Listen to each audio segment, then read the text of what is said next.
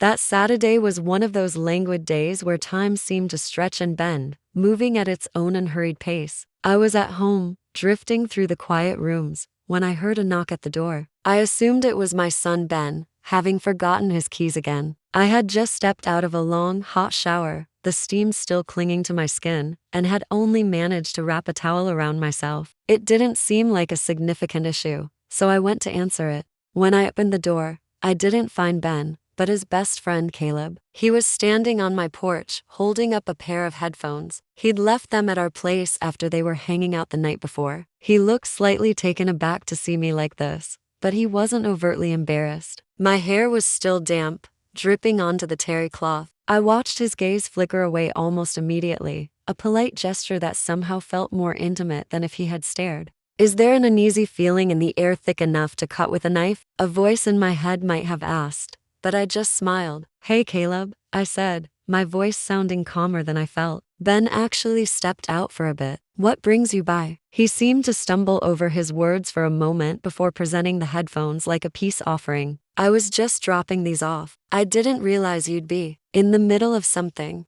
A soft laugh escaped me as I tucked a wet strand of hair behind my ear. Oh, I'm not busy, I replied, my tone deliberately nonchalant. Just got out of the shower. Do you want to come in for a minute? I saw him hesitate, a flicker of uncertainty in his eyes, but he nodded and stepped inside anyway. He wasn't a stranger, of course, but something about this moment felt different. I had always been a fixture in the background of his life, a controlled maternal figure. I never imagined him or myself feeling any sort of pull in this direction. We settled in the living room, and I offered him something to drink. At first, our conversation was light and superficial, but as we continued talking, I found myself opening up to him in ways I hadn't anticipated. I spoke about my life, the subtle shifts happening around me, and the profound sense of loneliness that could creep in even when I was surrounded by people. For a little while, it didn't feel like I was speaking with my son's best friend. It was just him and me, sharing a moment of genuine, unvarnished honesty. The way he looked at me, with such focused attention, suggested he was truly interested in what I had to say. That's when something inside me began to shift. I started to see him in a different light. He was more than just Ben's friend,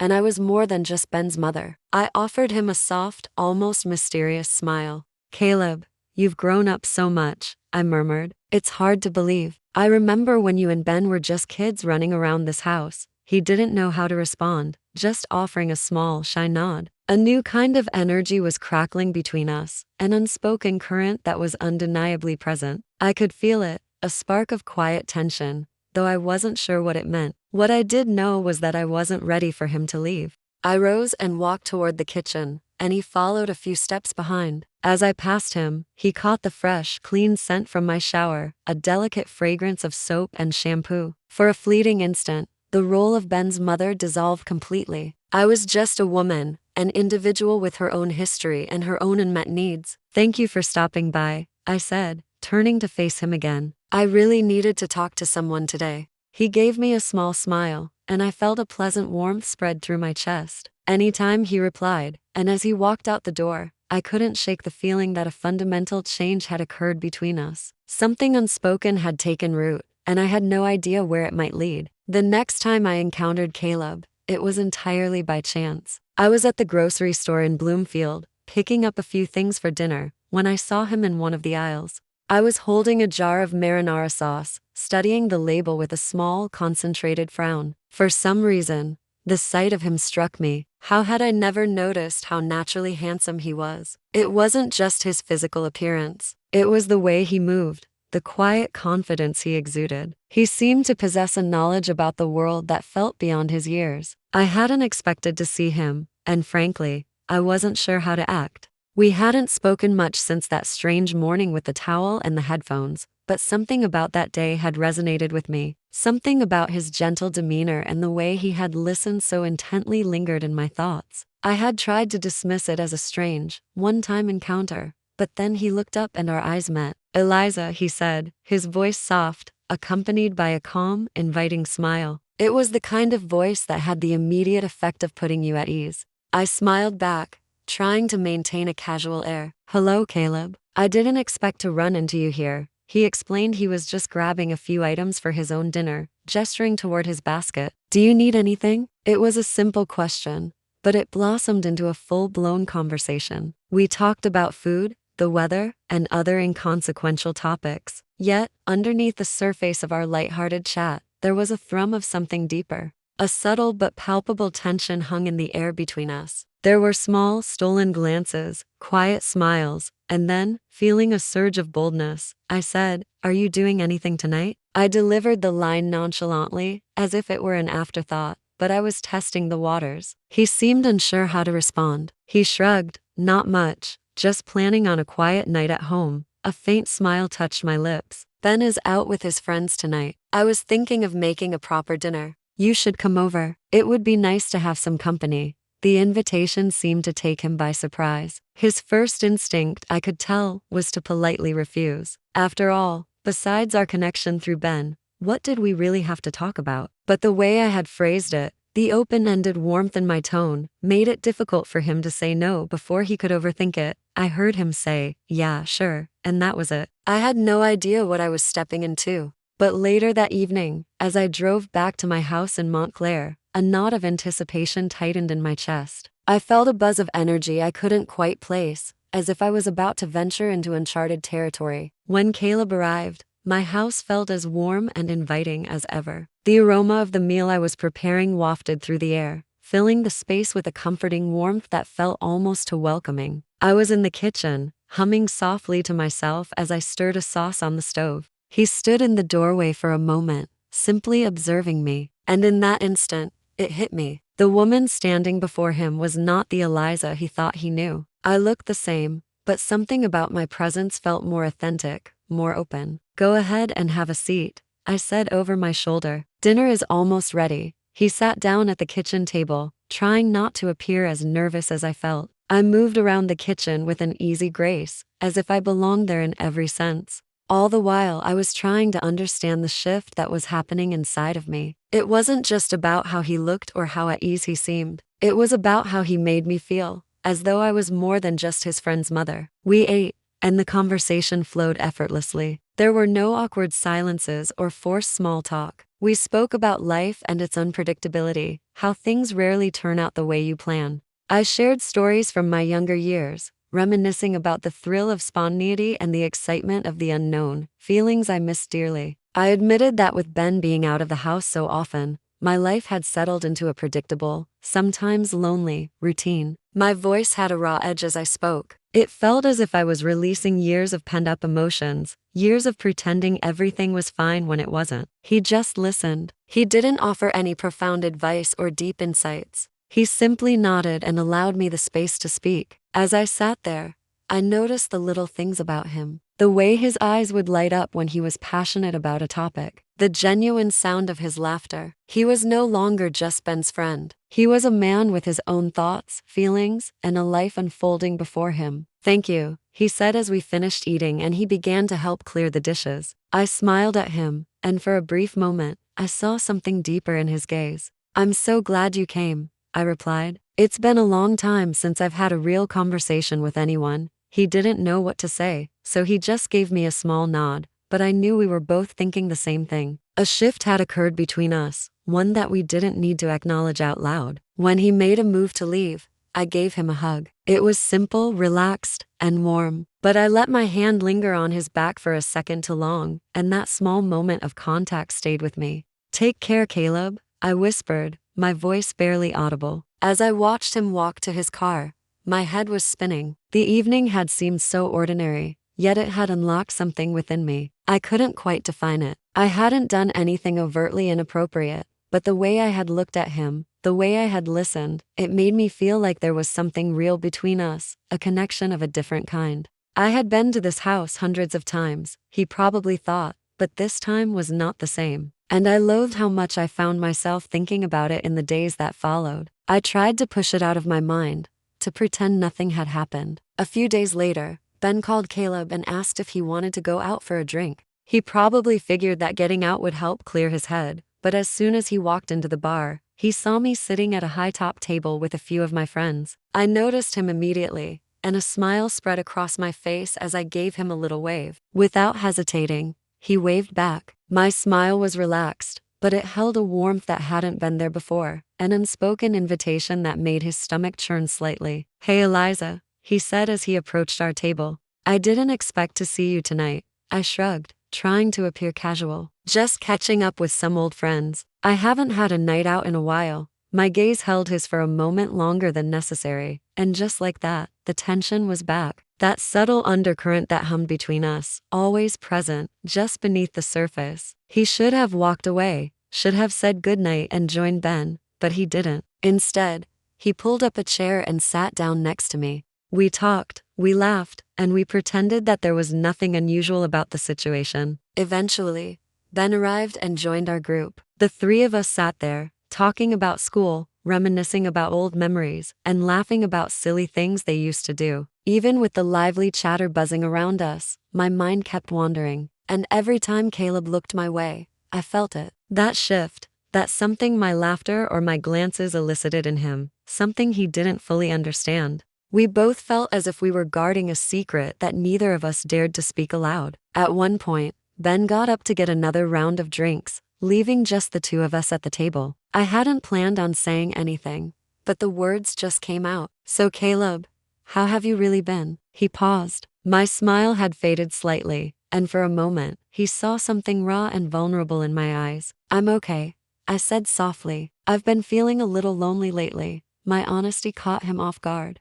It was as if I had peeled back a layer, revealing a person he hadn't expected to see, someone who was more than just Ben's mother. "Yeah," he replied, nodding slowly. "I get that. It's not always easy." I returned his nod, and we sat in silence for a few moments. It wasn't an awkward silence. It was comfortable, serene even. He wanted to say something more, something to comfort me, to lighten the burden I seemed to be carrying, but the words wouldn't come. So he just looked at me, wondering if I truly meant it, or if I was hinting at something deeper. Ben returned with our drinks, and the moment was broken. But something inside him had shifted. That night, his perception of me changed. I was no longer just his friend's parent. There was a different kind of light surrounding me now, a dangerous and alluring one. Later, when we all decided to leave, he walked Ben to his car, but his thoughts were consumed by that brief conversation we had shared. What exactly did I mean by lonely? Was I simply bored,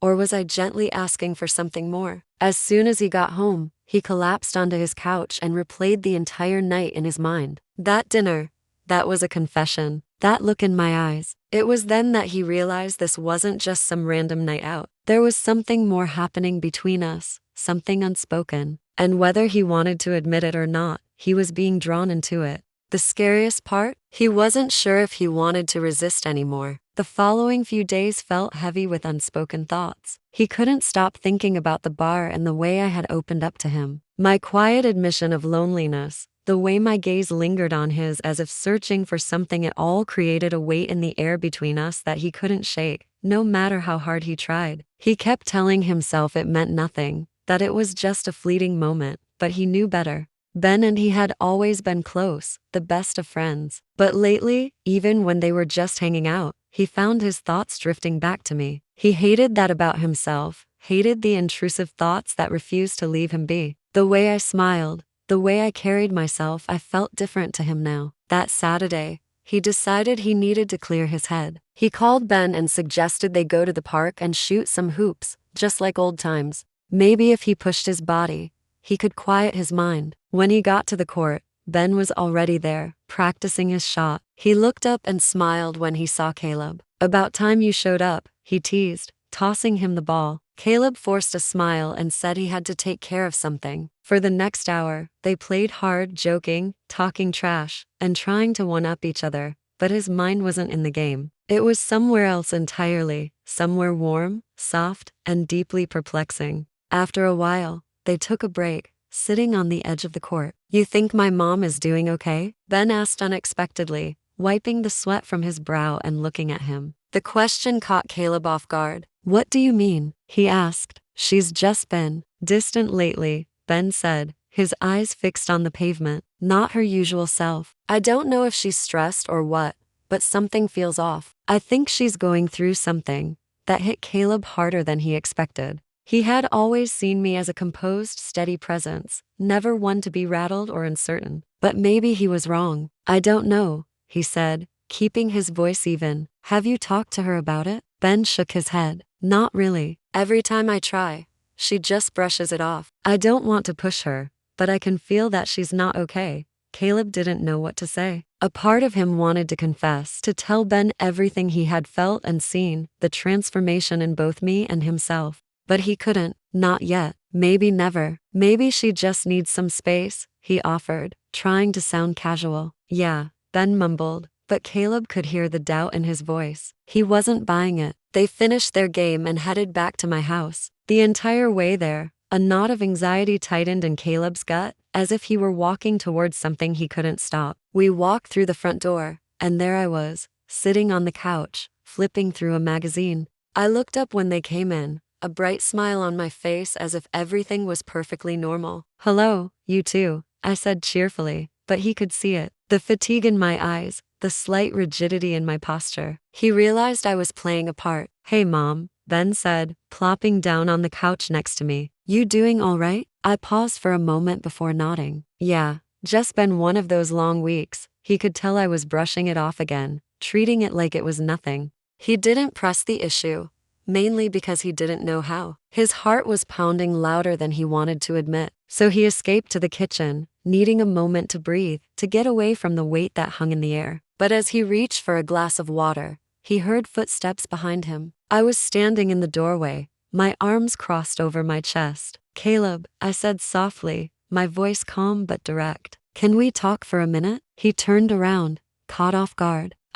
Yeah, okay. What's up? I walked into the kitchen and gently closed the door behind me. The space between us shrank, and he felt his chest tighten as I moved closer. I wanted to thank you for the other night, I said, my gaze not quite meeting his. It meant a lot to me. He swallowed hard, my words hitting him with more force than he expected. Of course, he managed to say. You know I'm here if you ever need to talk. I nodded slowly, and for a moment, neither of us spoke. A dense, heavy silence filled the space, buzzing with everything we weren't saying. Then, almost as if to change the subject, I said, Ben's a great kid. You know, he's been through his share of challenges, but he has such a good heart. Caleb nodded again, unsure of where this was going. But my gaze lingered on him for an extra second, and the same spark he had felt before returned, humming between us like a tightly stretched wire. Yeah, he said quietly, he really does. I smiled, but there was something else in that smile he couldn't quite decipher. He wondered if I was thinking the same thing he was, and for a fleeting moment, he considered asking me. He almost asked what was happening between us, but he didn't. He just stood there, trapped in the silence with me, wondering where we were headed. Finally, I broke the moment with a quiet, "Thank you again, Caleb, anytime," he replied, but a part of him knew he wasn't saying it in the same way anymore. A week passed since that conversation in the kitchen. It wasn't dramatic or loud, but it stayed with him. Every time he saw me after that, the air felt different, charged with an electric current. He couldn't tell if I felt it too, or if he was just projecting his own feelings onto me. Regardless, the dynamic between us had shifted, and he couldn't shake it. Ben and he hung out as usual. He laughed, joked, and did his best to keep things light, but it was no use. Every time I entered the room, his eyes followed me. He noticed the small details, the way my head tilted when I spoke, the way my eyes would meet his for just a fraction of a second longer than necessary. It was subtle,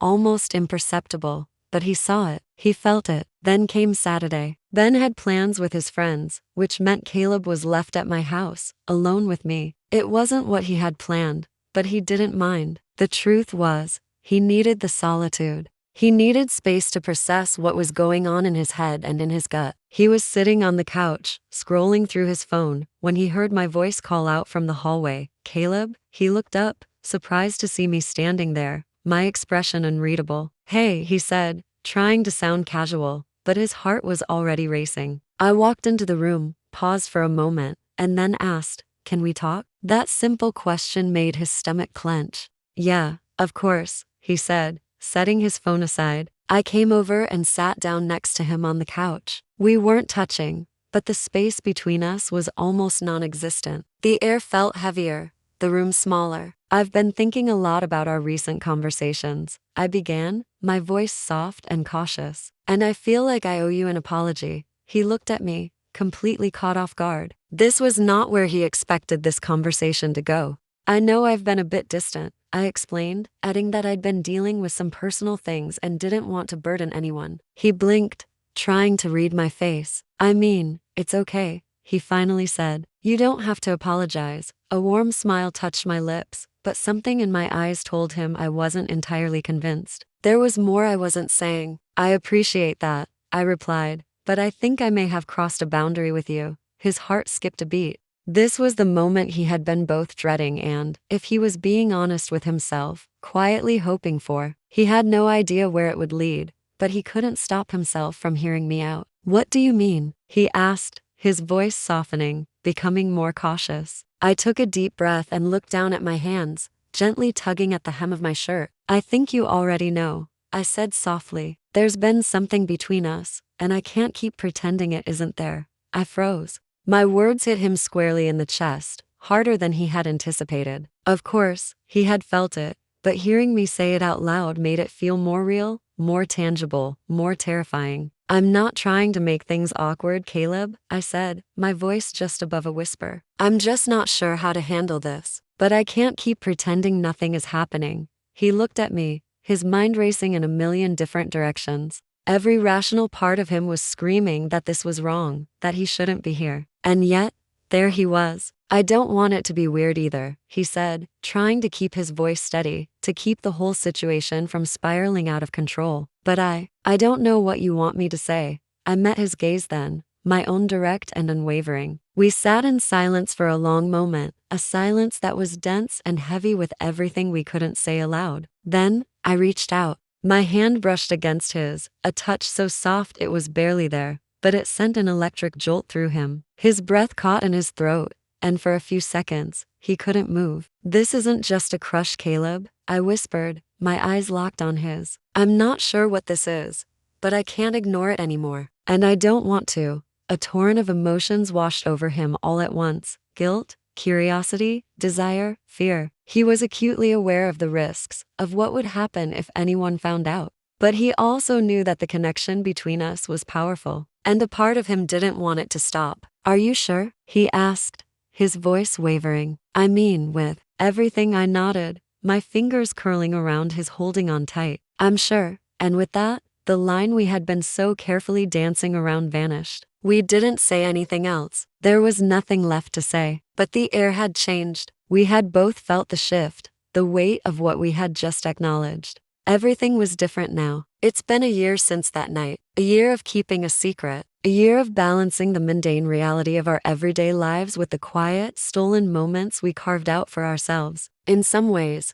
it feels like we've lived an entire lifetime in those brief intervals. We didn't talk much about us. What had begun that night, I answered the door and a towel, hadn't faded. It had simply become a part of the fabric of our lives. It felt strangely natural, yet it was also fragile, something we held close to our chests. We had an unspoken agreement from the start. Our happiness mattered. And that happiness was built on a foundation of trust, a kind of trust that allowed us to share everything with each other while keeping it hidden from the rest of the world. We created our own little bubble, our own miniature world where the rules were our own. But the guilt never truly left him. Every time he saw Ben, a small pang of remorse would pinch at the back of his mind. Not because he thought Ben deserved to know, but because carrying a secret of this magnitude always leaves a mark. Still, he never second-guessed the choice we made. We both made it, and no matter how complicated or messy things got, it always felt right. Caleb and I saw each other whenever we could, though not too often. We never pushed the boundaries. We kept everything discreet, quiet, and out of sight. The hardest part was the pretense. Ben would be around, smiling and laughing, completely oblivious. We would keep our hands to ourselves, acting as if we were nothing more than a mother and her son's friend. But those small moments, the quick, meaningful glance, the discreet smile across a crowded room, the fleeting touch of our hands when no one was looking, they became everything. They were the threads that held us together. When we were alone in my house, we would sometimes talk about what might happen if the truth ever came out. We never had a concrete plan, just hazy what ifs and half formed ideas. But we didn't dwell on it for long. We stayed in the present, in the quiet, in between spaces where we didn't have to justify ourselves to anyone, where we could simply be. It was a quiet Saturday evening, almost exactly a year after our relationship began. Caleb was back at my house, sitting on the same couch where it all started. The house was peaceful. Ben was out with his friends,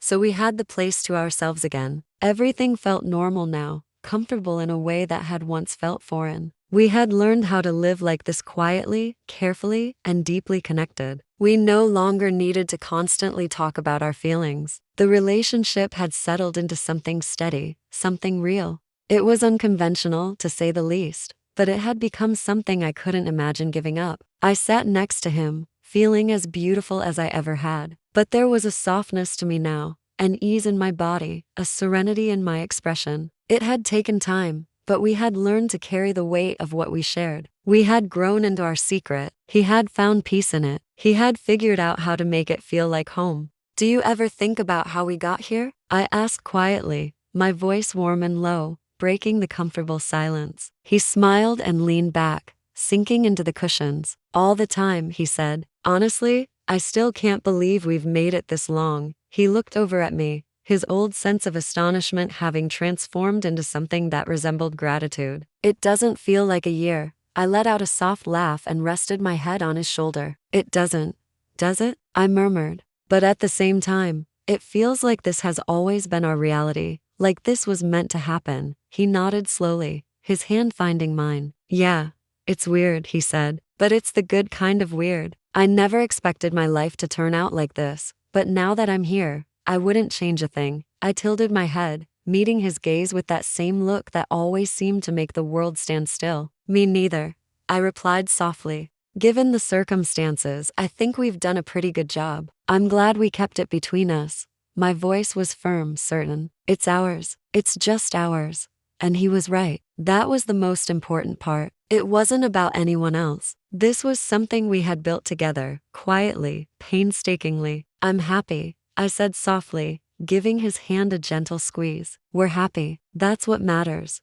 We didn't say much after that. We didn't need to. We just sat there, side by side, enveloped in a silence that didn't need to be filled. The only sound was the quiet ticking of the clock on the wall. A year had passed, a whole year of hiding in plain sight. We had somehow made it work. We had kept the secret. We had protected what we had. And through it all, we had held onto the one thing that mattered most, each other. As the evening deepened and the sky outside turned to black, one thought became clear in my mind. This is how I wanted things to be. It wasn't perfect. It was messy, strange, and difficult, but it was ours.